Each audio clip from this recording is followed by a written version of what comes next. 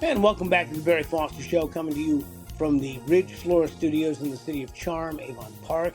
If you have any thoughts, ideas, or suggestions, please send them to us at thebarryfostershow@gmail.com. And remember, if you're watching this on YouTube, hit that red subscribe button. It'll help us a lot.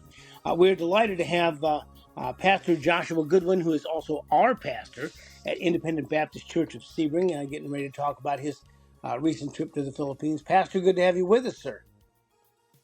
Thank you. It's a joy to be with you, and I'm excited to talk about some of these things. Now, the trip to the Philippines was not your first trip out of the country. You've gone internationally before, correct?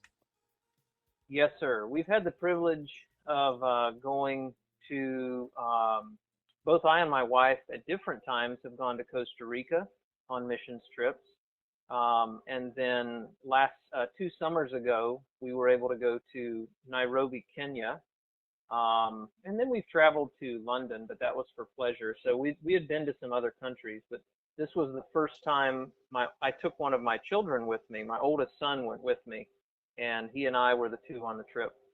And that would be you and Jeremiah. And when you went to the Philippines, uh, did you? This was for a pastors' conference, wasn't it? Isn't that part of what you were doing? Yes, it was kind of. So there are two missionaries that we support. They're nationals, and they minister in different areas in the Philippines. Our church has supported them for almost 20 years, and it was the first time we had met them face to face. But one of them was hosting their missions conference, which they hold in January. And then while we were there, they also had a pastor's fellowship and a number of different opportunities for ministry. So I got to speak in a missions conference in a different country, which was different for me. So when you went in, you landed. You landed in Manila. Did you get a look at the big city there? We did, and we landed in Manila. Actually, the pastor we came to visit first ministers in an area not too far from Manila. It's actually in the Manila province called Dasmariñas, and Manila it is a big city. It was we You never really know what to expect your first time to a foreign country, but it was nice. We enjoyed it.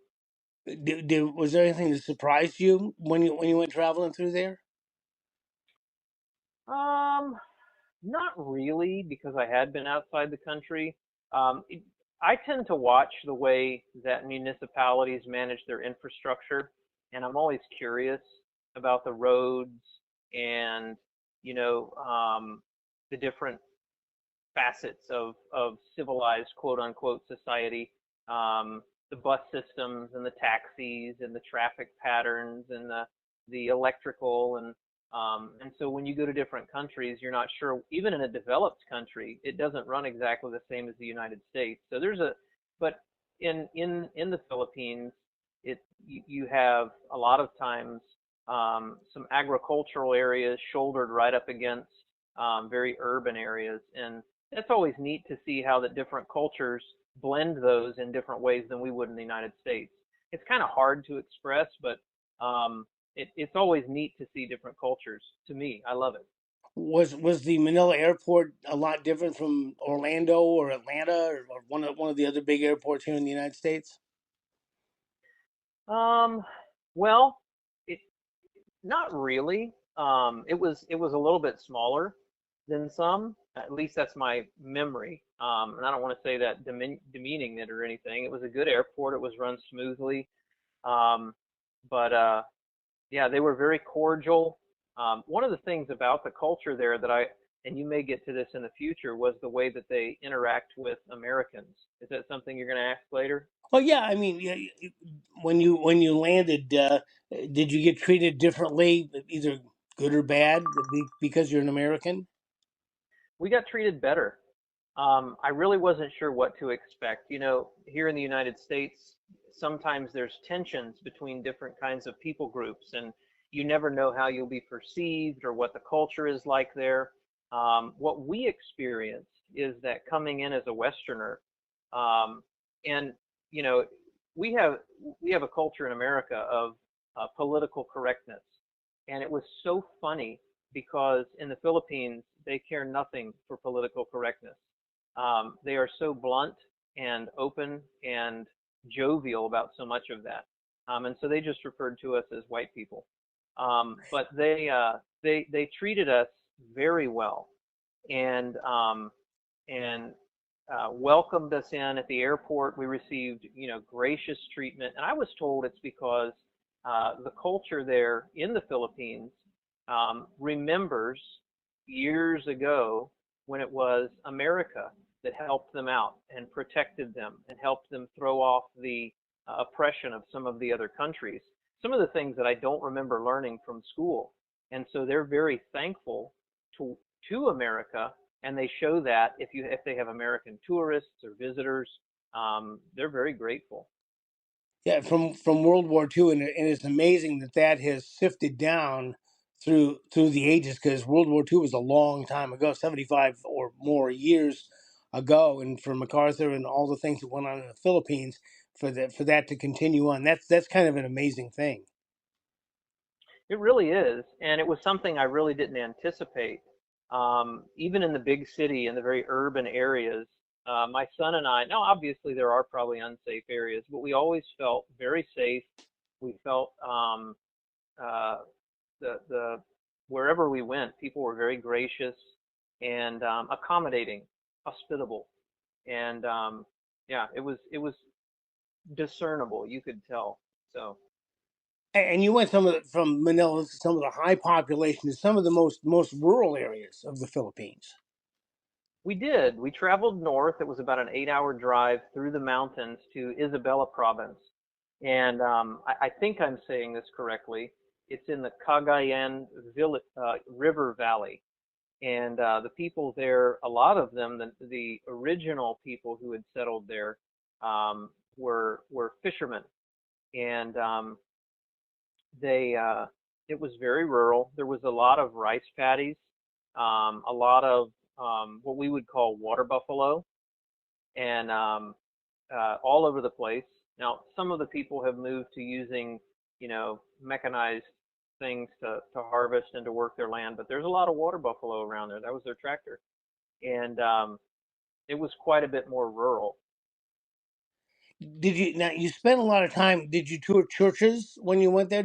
Was that kind of the map that you followed, going from this church to that church, talking with different pastors, meeting with different congregations? Yes, absolutely. So both of the ministries I commented earlier, we've supported for close to 19 years. And from the time that those men started their ministry, their goal was not just to plant a church and to pastor, but to expand the kingdom of God by planting other churches. And so their goal has been pastoring a church, winning people to Christ, and then replicating the Great Commission, training up more young men, sending them out, planting more churches.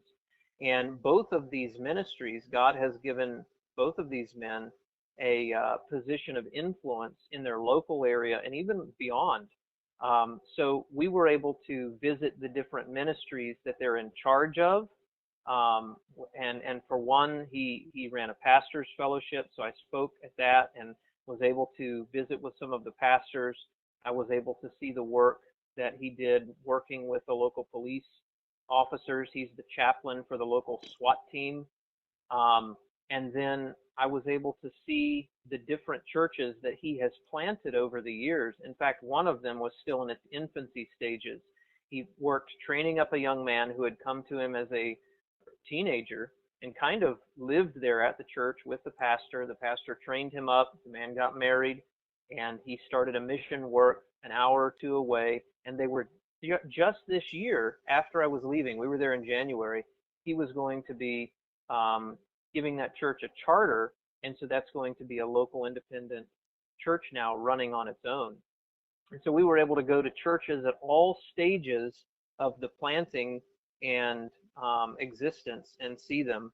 And that was really a blessing because, in a sense, it kind of felt like since we supported this ministry, we had a part in at least influencing and encouraging these other ministries. And I was able to preach at a number of them. and meet the people. And this was true not just for the Manila area where we went, but also up in the Isabela province. Something very similar was taking place up there. Was there any kind of a language barrier? Did you have to learn Philippine phrases or other kinds of words to make a better communication with the folks you were talking with? There was a language barrier from time to time.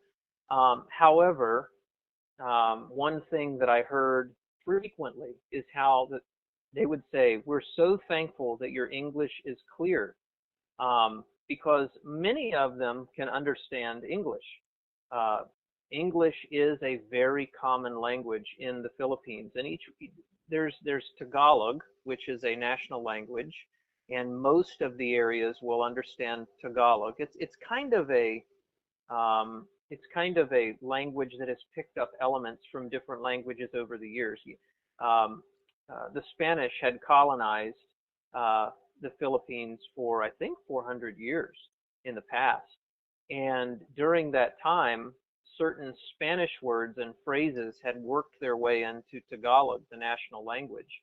And so it's kind of a blend. Most people spoke Tagalog and most people understood English. But what was also interesting is in the different areas, you would hear a tribal language or a regional dialect.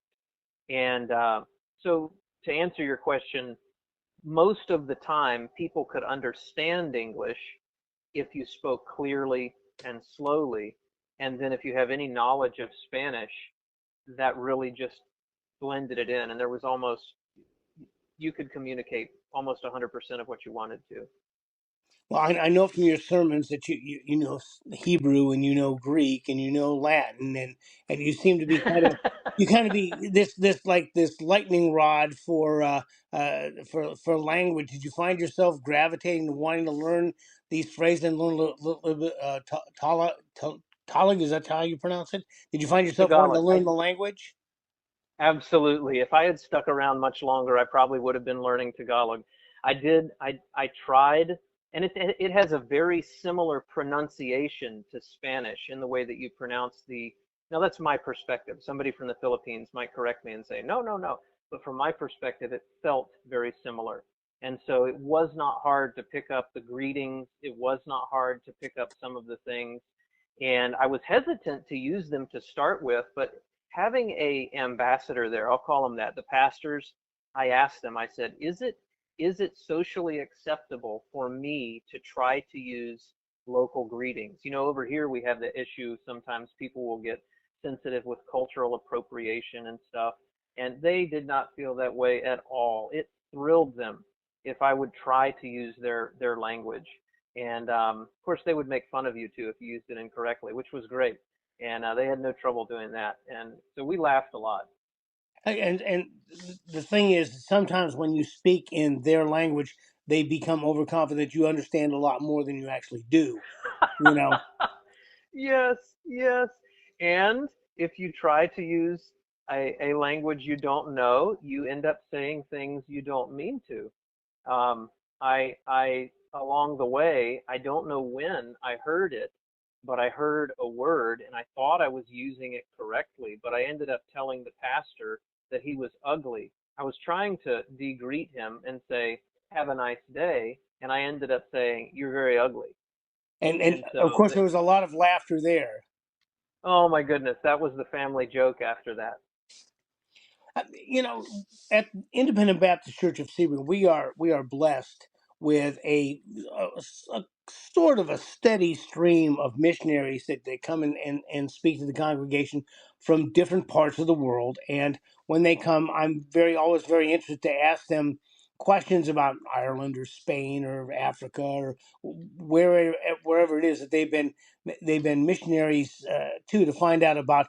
Did you find that as you went around to these different churches, you were rather a touch point for people wanting to know about America? And is it like we see on TV, or is it like what we see on the internet? Because you live there, you can tell us. Um, there was some of that. There was some of that. The Filipino people were very gracious. They were very welcoming, um, and they would never ridicule me. But a lot of times they are also self-conscious, and so they were a little bit self-conscious to ask questions, um, or to try and speak in English, or to try and inquire about American culture. It took a little bit to bring that out of them. And what I find is with every culture, you have areas where they're comfortable and areas where it may take a little more building of a relationship. I didn't really get a whole lot of questions about American culture. I did get questions about American politics, which really was hilarious to me. They seemed to care more about American politics than some Americans do. And I remember you telling us when you came back there was two questions that you got, and I'm curious to hear really expounding a little bit more about them. One was, what did you think about President Trump, or what was going on with Trump? And the other one was about basketball. About they were very interested. Was it the NBA or the Final Four in college, or what did they ask you about there? Okay, so I have to confess, it's been a little bit of time. It was in January when I went. Um, I don't remember the specifics that they asked me about basketball. I do know, and I'm not a person who's heavily involved in sports. I don't follow basketball that much.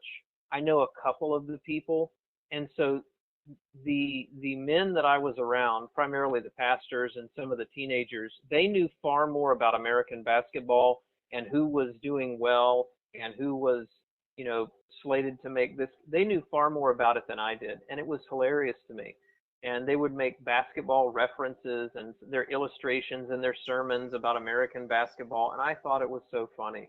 But they were a little bit, I think they were surprised that I didn't know more about basketball, maybe a little bit disappointed. And then with the election, yes, you know, it's kind of hard. They tell you, I don't know who they is, but you hear these things. You know, when you're talking to people, especially new people, the things you don't talk about are religion and politics. Well, I'm a pastor, so eventually I'm going to talk about the Lord. And if you want to call that religion, that's what it is. That's fine. But we try to talk about eternity, right? But I was surprised how quickly these folks would bring up American politics and ask me about Donald Trump and ask me what I thought about him. And many of them were proclaiming how happy they were that Trump got elected. And the fact that they had a strong opinion on who should win an American election was just, it was interesting to me. They seemed to have a clear view of politics. And so I would ask them questions, you know, what do you think about this? And what do you think about, you know, this social situation? Or what do you think about these? And they had very clear opinions on them. They seemed to be well informed. Did they give you any indication on how they obtained their information? My guess is that it was on the internet, which is a wonderful, horrible place. But a lot of people now have kind of transcended television or radio, and now look to internet and probably see it on the world stage more than on a local stage. Well, I tell you this, from their comments, it certainly wasn't the mainstream media. So I don't remember venturing into that, asking them about their particular outlets. I would imagine that local news in the Philippines covers certain things, or national news does as well. And but their opinions on American politics would run against the grain of what we would call the mainstream media for sure. And so it probably would have had to been independent news sources on the internet. And like you said, it can be wonderful and horrible. But Yeah. they were more socially conservative, constitutional conservative. That was definitely their leaning. 90% of the people I talked to. So you have been to Kenya and Costa Rica. Did you find the Philippines questions and the Philippines attitudes different from other countries that you visited? I mean, did they have the same interest in politics or American sports, or were they really more centered on the biblical aspect of your visit? Let me think about that. Um,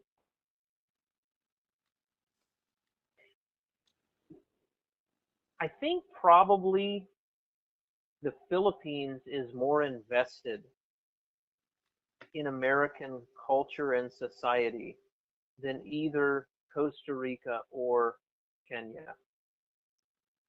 So we were greeted well, but they were not nearly as attuned to the things happening in America society. I felt like probably, and you said it was a little bit rare and interesting how that the gratitude has filtered down through the generations. I feel like in the Philippines, they are encouraged to keep their thumb on the pulse of America because they feel influenced by America. And many of the people I was interacting with were spiritual people, so they're praying for America. I didn't gain the same sense of the other countries being tuned in to our country that I did in the Philippines, if that makes sense. Yeah, yeah. So do you have any plans in the future? Are there other countries or places that have either A, invited you, or B, that you have your eye on that you think would be a good visit as a pastor? Absolutely.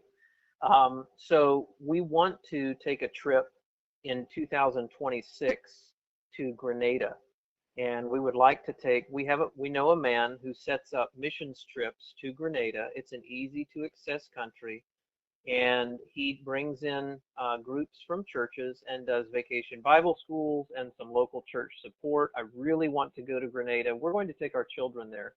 It's relatively safe, it's open, and we want them to experience different cultures to help them have a broader worldview, but also hopefully have gratitude for the life they live.